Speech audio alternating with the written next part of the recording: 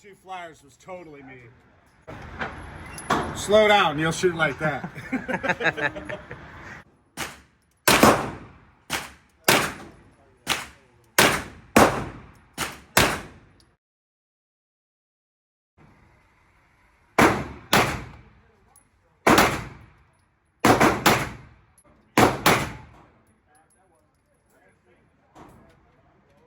I'll be honest, it kind of sucks to shoot.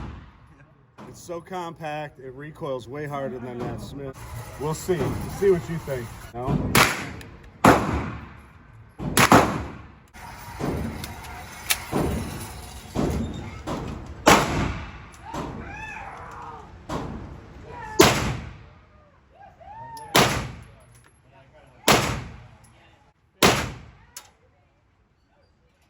Recoils pretty hard for this little thing. I wish this was extendable. If it's too short for me, it really kicks your ass. And the sights are way off. Send it around, see what you think.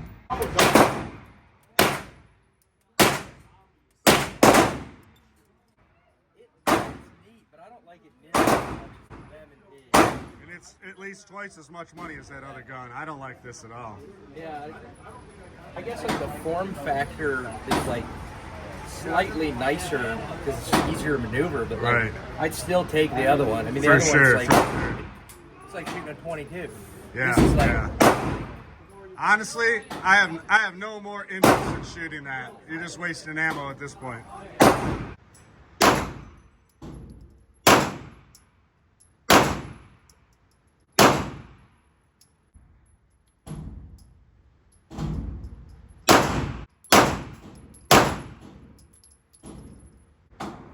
I think Tyler's gonna like that gun, man. It's got, well, they don't mark the mag for some reason. I think it holds 17 rounds or something, but she's girthy. You know, it's got good checkering back here. These aren't super aggressive. I might look into getting some different scales for it.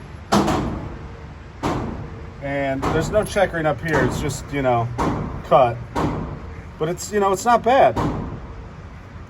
Maybe some different grips, but I don't really have any trouble controlling the gun. It's so fat, it's so heavy with the steel frame and steel slide with the recoil and the size of it.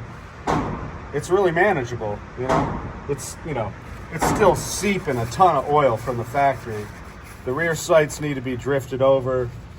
There's more gap on this side than this, but that's something I overlooked before I brought it to the range. I didn't notice that, but I could rectify that before we come back out next time. But honestly, I paid $500 for this gun on sale, and they're like $700-800 at most places. When I saw it for that price, I had to have it. But I mean, even if I spent $500 getting it cut for a dot and Cerakote the whole thing, you're still like maybe $1,000, and I mean, you can't touch a 2011 for that price. So honestly, this thing shoots really good. I'm glad I bought it. You know, $500 well spent. Gabe's shooting the new Rock Island 2011 or double stack 1911, full size.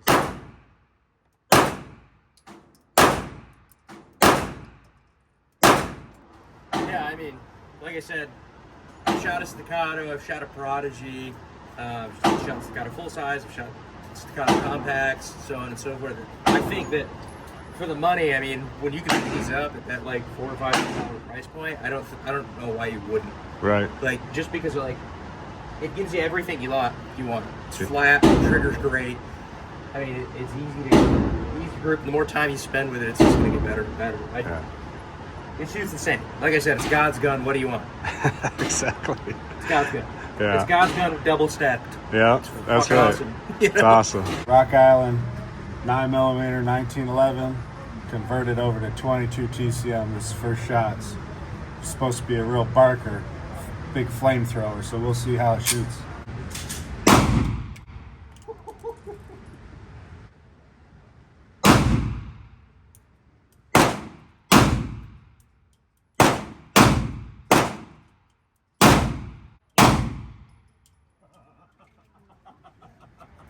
Dude, there's no recoil whatsoever. It sounds like you're shooting a 50, dude. The concussion's insane. I mean, this thing really screams. I think the sights need to be drifted a little bit because I'm shooting a little left, and you know how I shoot. This thing's awesome.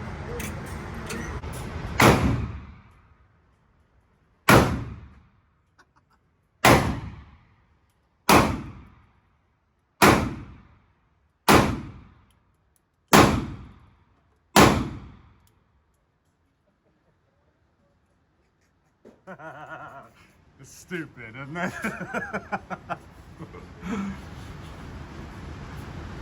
Shoots like it sounds like some huge. It's like you're firing lightning.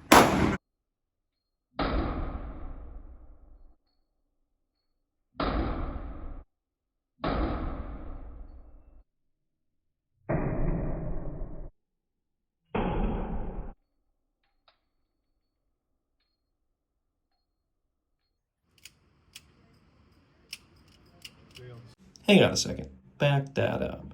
Well, that's not right. It fails to lock to rear on the last round of the magazine. We noticed this immediately, but we didn't notice that anything was really wrong until we went to load the next magazine. At that point, we realized that the gun would not go back into battery. Nothing with the slide release, anything like that. But in the moment, we decided we had so many other firearms we needed to shoot and sight in that day for the first time that we would take the 50 rounds we got through it and take it home, put it on the reload bench, and see if we couldn't figure out what went wrong. And I think we're going to cut to that clip right now. So, we got a little bit of a problem. This is the Rock Island 1911. It's the one that comes with the 9mm and 22 TCM. We got about 50 rounds into it at the range for Father's Day. It's not wanting to go back in the battery. So I've got to try to figure out what the hell is hanging it up. Seems I found out what the issue was. I took my slide release out to see if that was hung up for some reason, but here's the problem. The slide goes forward and this part is coming loose. You can see the gap and it's getting caught on the hammer. That's all it took. What's the firing pin? I don't know what this shield, guard, whatever, but somehow the firing pin got pushed in and this piece slid down, preventing it from going into battery. So it was getting hung up on my hammer right here.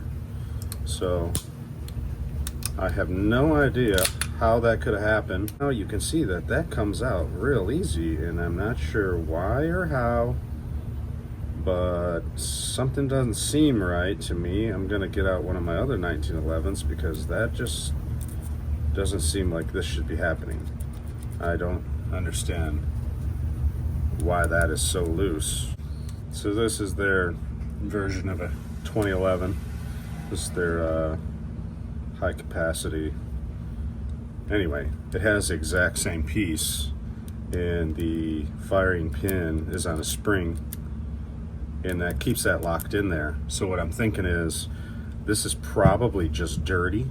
This was the first shots of this gun. There could be some junk in there. I'm actually gonna pull this slide apart and take this out, and there might be just something that's getting caught in there, some debris, manufacturing debris.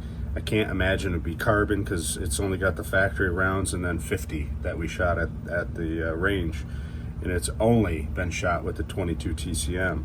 So the firing pin, when it's cocked, or not for that matter, I mean, you can look at this one, right? I'll release this. The firing pin is always holding that piece in. This one I can actually push it in and it gets stuck sometimes, and then this plate, that's what's happening, is this is somehow getting pushed in too far or getting caught up, allowing that plate to slide down, and then when the slide's back, it's getting caught on the hammer spur here. So that was the issue.